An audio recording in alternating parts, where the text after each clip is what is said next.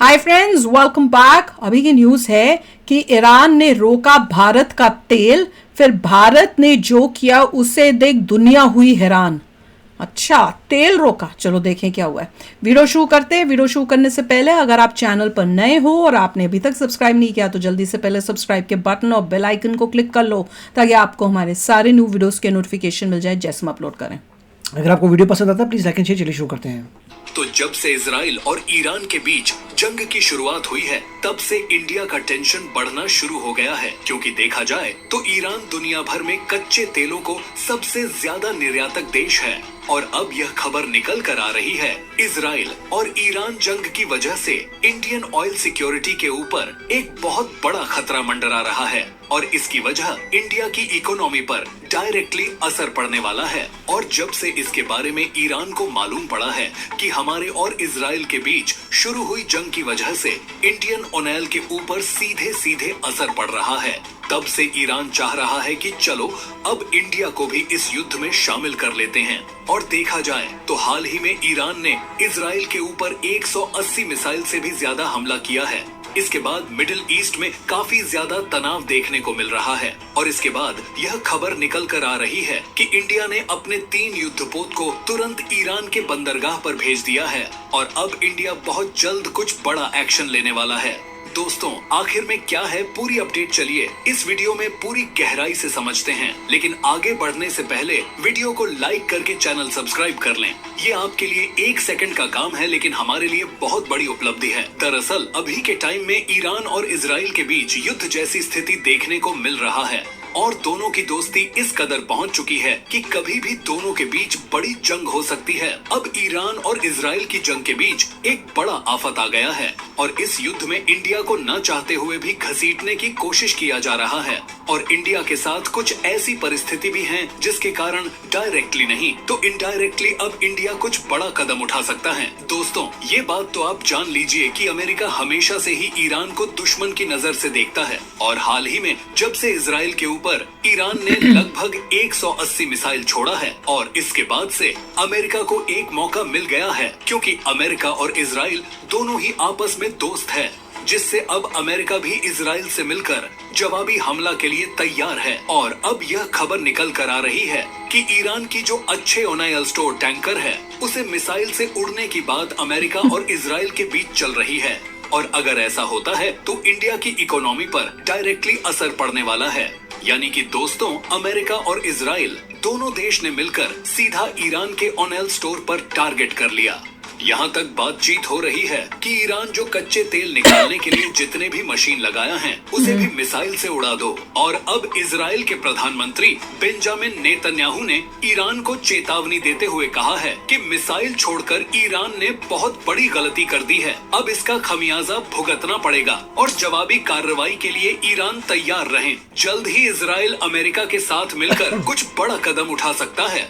वैसे आप थोड़ा थोड़ा अंदाजा लगा सकते हैं कि अभी कच्चे ऑयल के दाम तेजी के साथ बढ़ना शुरू हो गया है और दिन प्रतिदिन तेजी से बढ़ता ही जा रहा है। जानकारी के लिए आपको बता दें कि जब से इजराइल के ऊपर ईरान ने ताबड़तोड़ मिसाइल हमला किया है उसके बाद से कच्चे तेल के दाम बढ़ता ही जा रहा है और यहीं पर इंडिया का बहुत बड़ा प्रॉब्लम शुरू हो जाता है, क्योंकि देखा जाए तो इंडिया अभी के टाइम में पूरे विश्व भर में कच्चे तेल के मामले में काफी बड़ा आयात देश है। और भले ही इंडिया ने पिछले कुछ सालों में कच्चा तेल ज्यादातर रूस से खरीदा हो, लेकिन इसके अलावा भी इंडिया ईरान और कुछ खाड़ी जैसे देशों से भी कच्चे तेल का आयात करते हैं। इलेक्ट्रिक में जाओ भाई ताकि सारी प्रॉब्लम सॉल्व हो जाए। इंडिया कच्चे तेल का प्रोडक्शन भले ही कम करता है लेकिन इसे दूसरे देशों से सस्ते दामों में खरीद कर फिर डीजल और पेट्रोल फ्यूल में बदल कर इसका उपयोग करते हैं।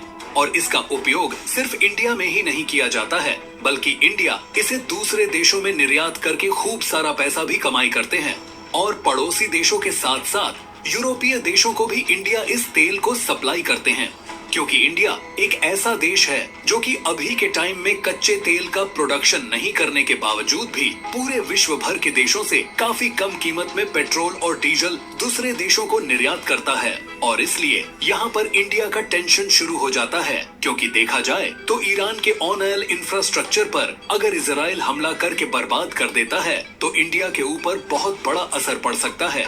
वैसे जानकारी के लिए आपको बता दें कि अमेरिका के द्वारा ईरान के ऊपर पिछले कुछ सालों से इंडिया को कच्चा तेल बेचने के लिए बैन लगा के रखा है। अगर फिर भी इजराइल के द्वारा ईरान के ऑयल स्टोर पर हमला किया जाता है तो इससे वैश्विक मार्केट में कई बड़े बदलाव देखने को मिल सकता है। यानी कि दोस्तों, कच्चे तेल की कीमत बढ़ने से इंडिया को मजबूरी में महंगी कीमत में कच्चा तेल लेना पड़ेगा, जिससे इंडिया का ट्रांसपोर्टेशन काफी ज्यादा डिस्टर्ब हो जाएगा और साथ ही महंगा होने के कारण इंडिया को कम कीमत में कच्चा तेल मिलने की संभावना कम हो जाएगा और रशिया से ले लेंगे। कच्चे तेल के दाम बढ़ते हैं तो इसका असर सिर्फ पेट्रोल और डीजल की कीमतों पर देखने को नहीं मिलेगा, बल्कि हम लोग जो भी खाने पीने की चीज को यूज करते हैं उसका कीमत भी आसमान छूने लगेगा।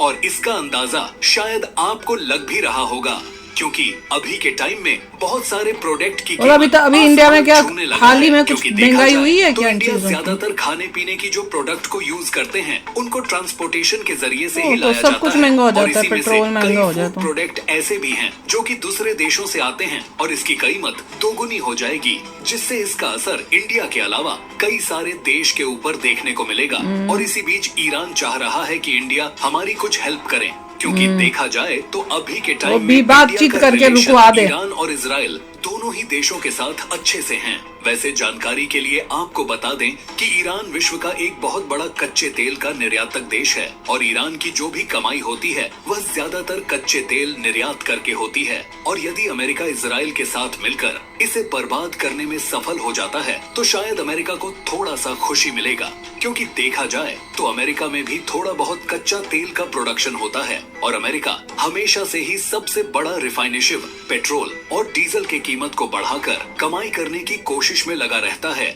लेकिन ईरान काफी सस्ते कीमत में कच्चा तेल निर्यात कर देता है और इसी कारण से वर्ष 2010 ईस्वी में अमेरिका के द्वारा ईरान के ऊपर न्यूक्लियर सिक्योरिटी का नाम देकर सैंक्शन लगा दिया था, और जिसका मेन मकसद यही था कि किसी न किसी तरह से ईरान को सस्ते दामों में कच्चा तेल निर्यात करने से रोका जाए। लेकिन इंडिया में कच्चा तेल का आयात कम होने के कारण साल 2016 ईस्वी में इंडिया ईरान का सबसे बड़ा कच्चे तेल का खरीदार बन गया है।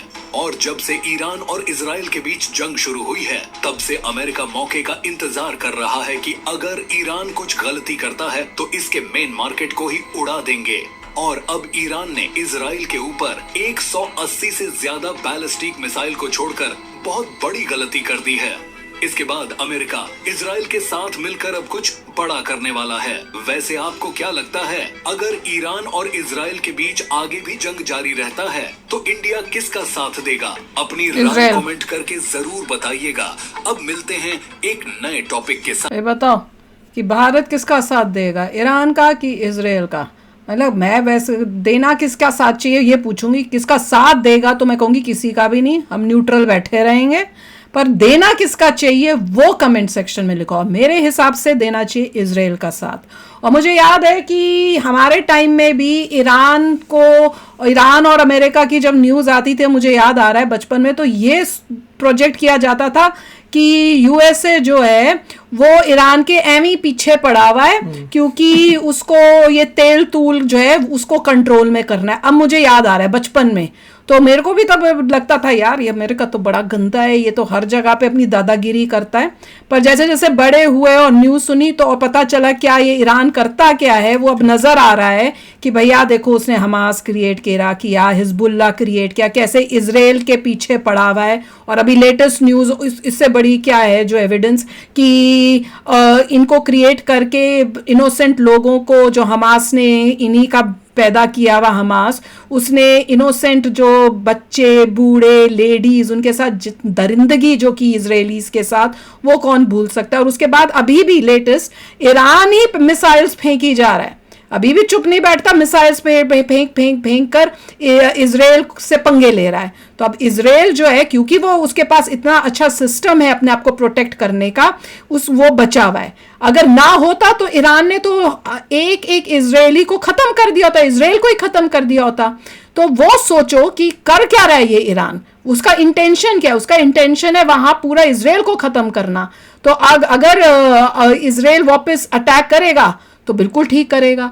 और यूएसए का साफ दिख रहा है कि यूएसए ने क्यों सैंक्शंस लगाए, क्योंकि वो काम ही ईरान ऐसा कर रहा था।